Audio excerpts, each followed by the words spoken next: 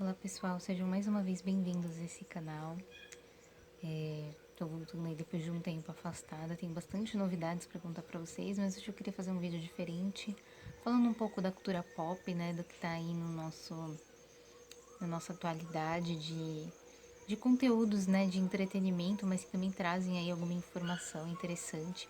E hoje eu gostaria de falar de uma série que tá lá na Netflix, que é uma série chamada OA ou DOA. É uma série muito interessante que aborda temas como a multidimensionalidade, principalmente, as EQMs, que são experiências de quase morte, e os sonhos, né? Ela tem um conteúdo muito rico, né?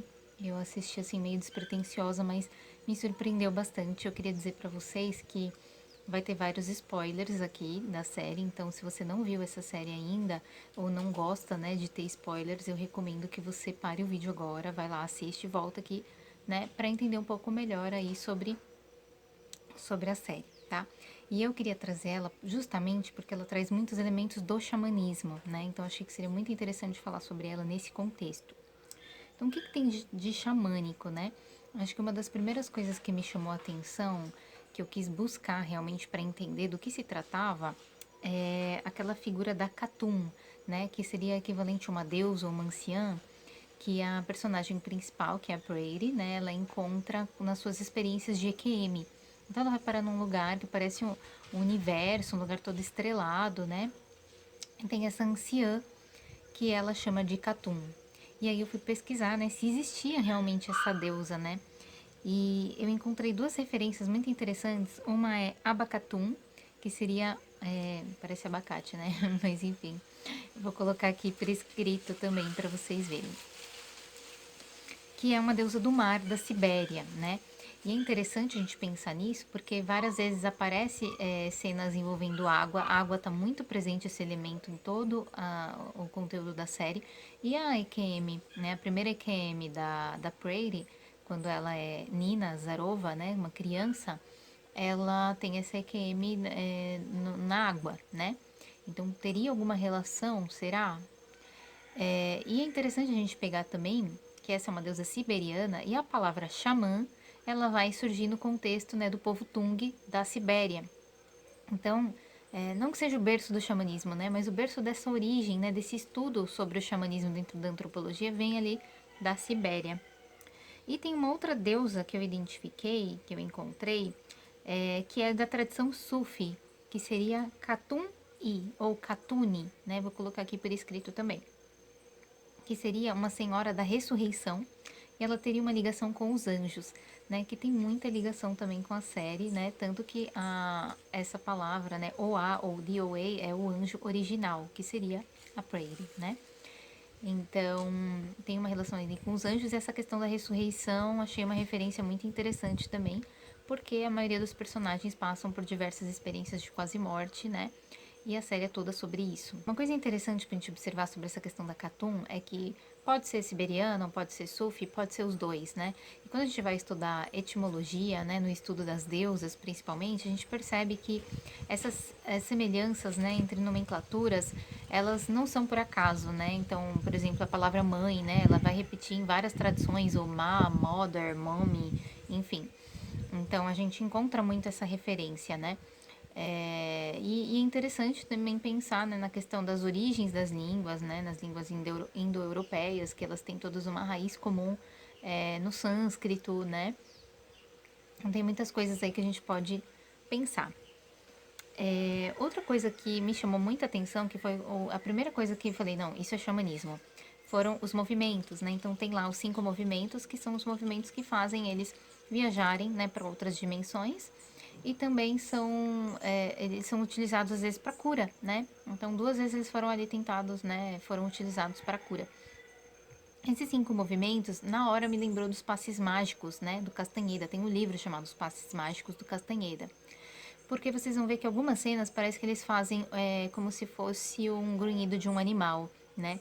E os passes mágicos, eles têm uma relação ali com os animais também, alguns movimentos, né? Eu não estudei profundamente os passes mágicos. Eles vêm do conhecimento do Dom Juan, né? Dom Juan, do xamanismo tolteca, vai passar isso, né, das tradições toltecas pro Carlos Castanheira.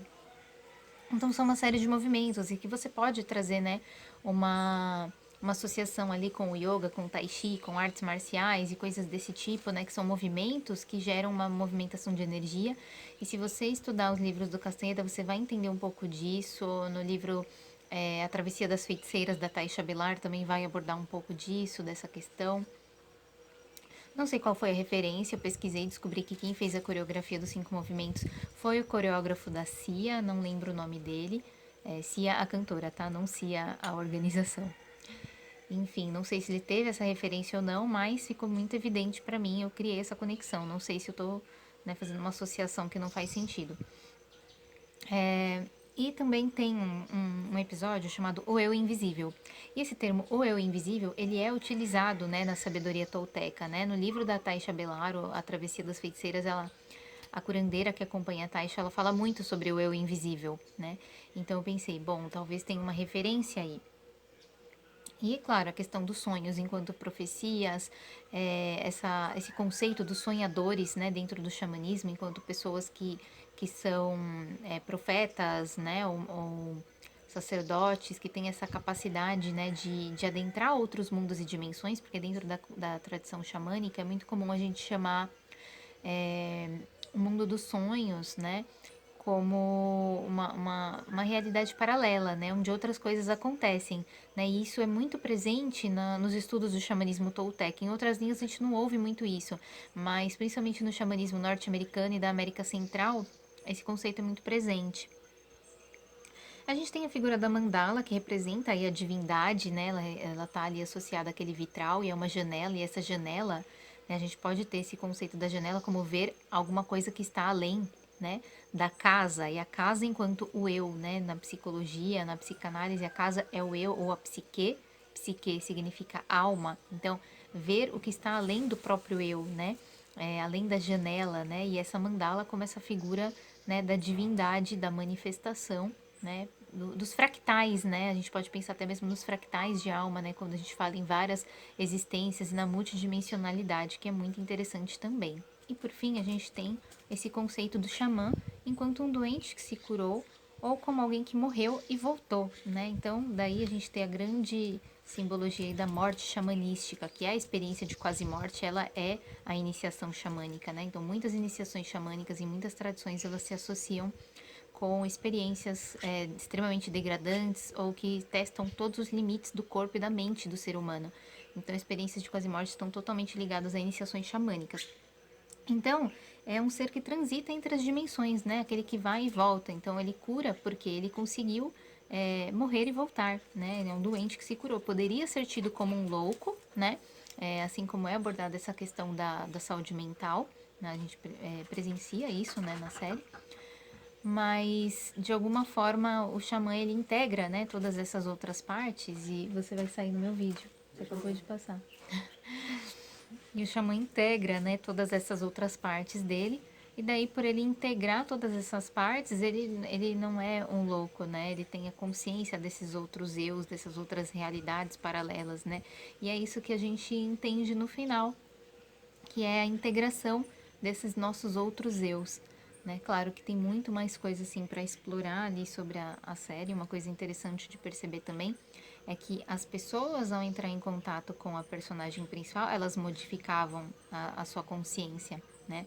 Ao ouvir as suas histórias, ao serem tocados por ela, eles tinham experiências diferentes, né? E aí eu acredito, assim, dando né, um resumão, assim, uma conclusão. Não acredito que ela era um anjo, uma pessoa diferente de todas aquelas outras, apenas que ela teve um despertar. Assim como a gente tem os mestres, né, que sofrem esse processo do despertar. Então, não acho que ela era diferente dos outros, ela apenas conseguiu um despertar que os outros ainda não tinham alcançado. Então, por que ela era o anjo original? O anjo original é o nosso eu superior, né? A nossa centelha divina, o anjo de guarda, a presença divina eu sou. Então, ela tinha isso desperto, acordado, né? Ela conseguiu acordar essa presença dentro dela através de uma experiência extremamente degradante, né? Uma experiência de sofrimento extremo, né? Ela fala sobre isso no final, que a lapidou, né?